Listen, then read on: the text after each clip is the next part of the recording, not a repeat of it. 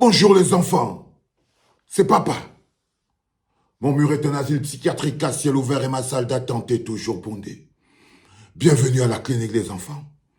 Pendant combien de temps encore? Pendant combien de temps encore allons-nous laisser ce monsieur nous humilier? Pendant combien de temps encore allons-nous laisser Paul Biya ridiculiser tout le peuple camerounais? Combien de temps encore allons-nous supporter cette humiliation? Le mépris que Paul Biya a pour les Camerounais n'a d'égal que le mépris que les Camerounais ont pour eux-mêmes, pour leur propre vie. Ça veut dire qu'il a réussi à nous faire avoir du mépris pour nos propres vies, d'avoir de la non-valeur. Ça veut dire que notre vie n'a pas de valeur pour nous. Nous ne nous regardons avec aucune dignité et avec aucune grandeur. Nous sommes des mendiants de nos propres vies et de notre propre bonheur. Le mépris que ce monsieur a pour ce peuple-là n'a d'égal que le mépris que ce peuple a pour lui-même. Parce que si vous ne vous méprisiez pas, si le peuple camerounais n'avait pas un profond mépris pour lui-même, vous n'aurez pas autant de haine pour votre propre bonheur. La deuxième face de ça, c'est la haine pour les autres. Quand vous avez du mépris pour votre propre personne, vous ne pouvez pas avoir de l'amour pour les autres. Ah, c'est pas possible. Lorsque vous commencez à avoir du mépris pour votre propre personne, quand je dis du mépris pour votre propre personne, il ne s'agit pas d'avoir de l'argent. Il ne s'agit pas de votre corps. Il s'agit de votre valeur en tant qu'être humain. De la considération que vous donnez à votre existence sur Terre. De la place que vous occupez en tant qu'être humain sur Terre. Si pour vous, ça n'a pas de valeur, et que ce qui devient donc très important pour vous, l'essentiel c'est que vous mangez et que vous buvez. Parce que quand vous avez du mépris pour votre personne, il n'y a qu'une chose qui démontre que vous avez du mépris pour votre personne. C'est votre amour pour le manger et le boire, la survie, la chair, au-delà de tout. Quand tout ça devient plus important, quand manger, boire, dormir, baiser, chier devient la seule option de la vie, les moustiques ne vous dérangent plus, la misère ne vous dérange plus, le bonheur de vos enfants ne vous dérange plus, l'école de vos enfants ne vous dérange pas, la santé de vos enfants ne vous dérange pas. Vous vous contentez de manger, dormir, boire, chier, baiser. Je vous promets que c'est ça qu'on appelle avoir du mépris pour sa propre vie. C'est ça qu'on appelle avoir du mépris pour sa propre vie, c'est-à-dire réduire sa vie à manger, dormir, baiser, chier.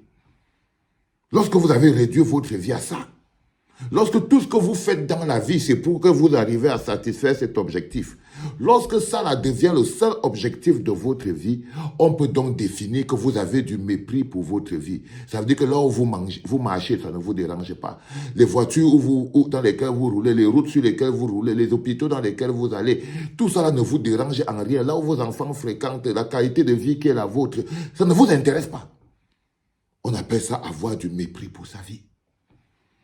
Et c'est pour ça que Paul Biya a du mépris pour nous. Parce que nous avons d'abord du mépris pour nous-mêmes. Et le mépris pour sa vie, c'est la haine des autres. Comprends-tu ce que je dis? Si tu ne comprends pas, partage quand même. Le mépris que tu as pour ta vie n'a d'égal que la haine que tu as pour les autres.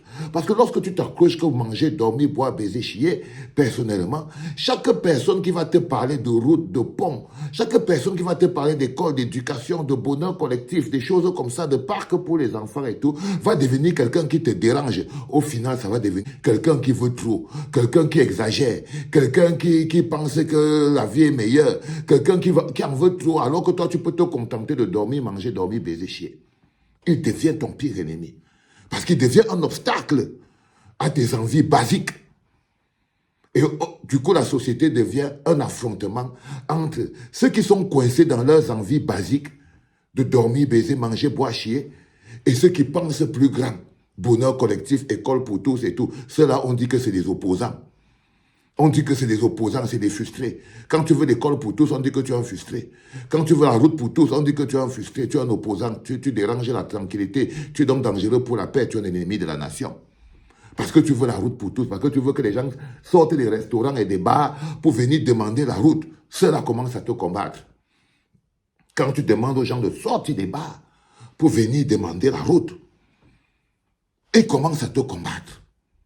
Ils commencent à te combattre. C'est pareil pour même les Camerounais qui sont en Europe, qui partent supporter le RDPC au Cameroun.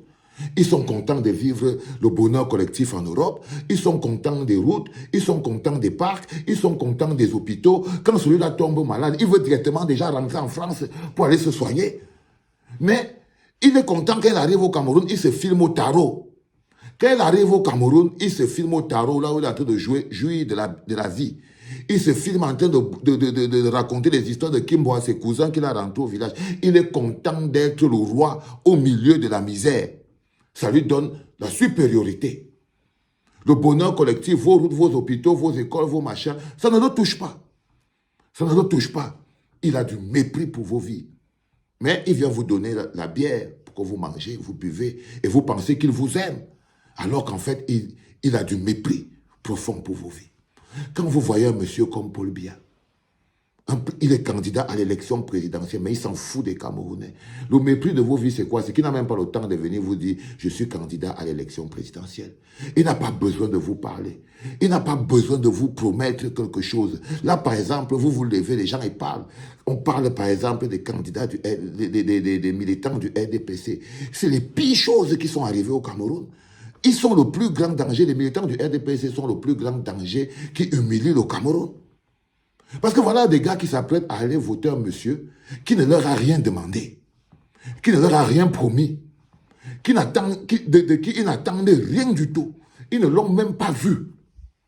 Ils ne l'ont même pas vu. Et ils ne se disaient pas que non, on a quand même besoin de savoir à qui on va confier nos vies. Parce qu'ils ont du mépris pour leur vie. Quand vous voyez quelqu'un qui décide quand même de battre campagne, de se lever, de venir vous parler, de voter quelqu'un que lui-même il ne voit pas, qui ne lui a rien promis, qui s'en fout, parce que lui il est content là où il est assis dans son manger, dormir, boire, chier, il a du mépris pour vos vies. Il a du mépris pour vos vies. Et Paul Biya a du mépris pour la vie des Camerounais. C'est-à-dire qu'il fait venir des ministres, les ministres de toutes les régions, avec les délégations, c'est lui-même qui les convoque, mais il ne les rencontre pas. Il envoie Ngongo. Il fait venir les prêtres, mais il ne les rencontre pas. Il envoie Ngongo. Et quand l'ambassadeur de France veut partir, il se lève. Là, il a du respect pour la vie de l'ambassadeur de France. Il se lève, il traîne sa carcasse, il vient le saluer. Il repart encore. Il convoque maintenant les imams. Les imams viennent, il ne les reçoit pas, il les méprise. Il les méprise. Il envoie en Congo. Et ces imams eux-mêmes, s'ils avaient un peu de valeur pour leur vie, eux-mêmes méprisent le statut d'imam. Ils méprisent ça parce qu'ils pourraient dire que non, c'est pas normal. Ces prêtres-là méprisent le statut du prêtre. Ces chefs traditionnels, il fait venir les chefs traditionnels du Sud. Ils méprisent la tradition. Ils méprisent la tradition. Il fait venir les chefs traditionnels, ils organisent les rites à la présidence, mais lui-même, il ne vient pas. Il méprise même vos rites traditionnels. Rien à foutre de vous. On appelle ça le profond mépris.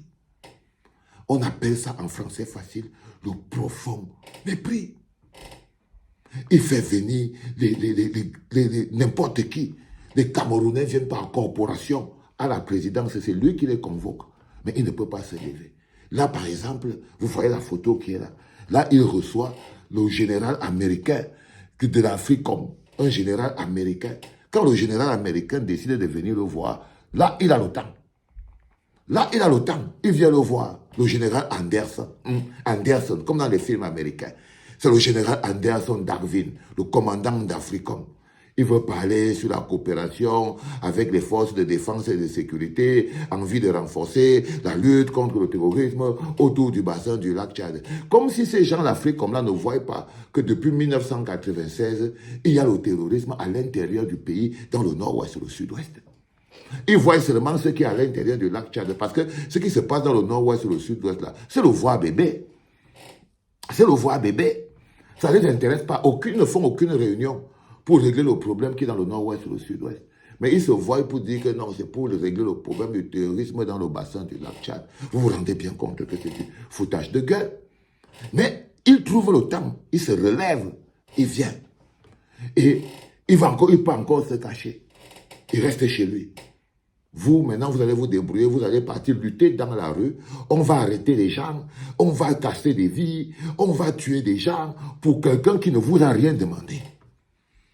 Pour quelqu'un qui ne vous a rien demandé, si ça, ce n'est pas la malédiction qui frappe un peuple, c'est quoi?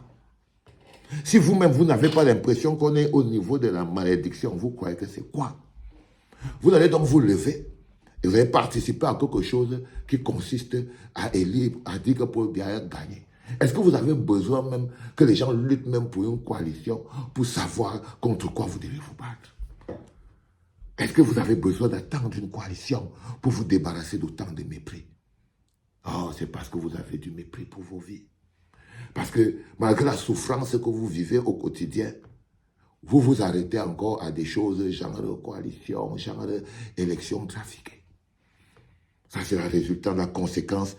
Quand vous avez du mépris pour vos vies, vous ne connaîtrez jamais le bonheur. Vous pouvez connaître la jouissance. Mais la jouissance, ce n'est pas le bonheur.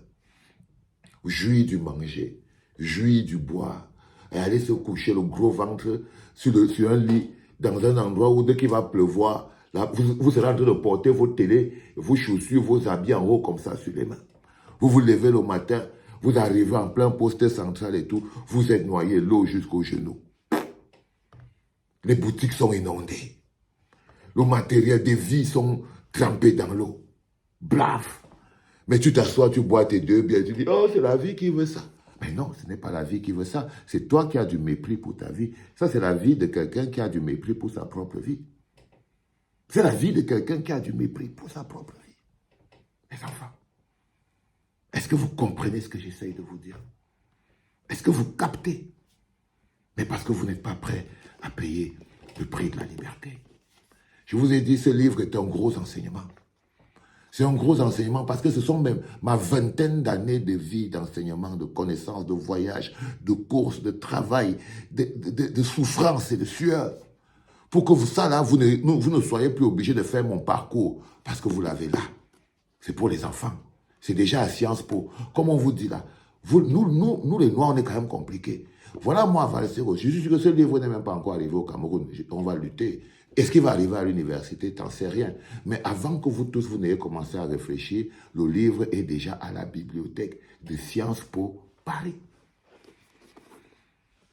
Eh oui. Eh oui. Même quand on produit, c'est les autres qui en bénéficient. Pourquoi? Parce qu'on a du mépris pour nos vies. C'était papa.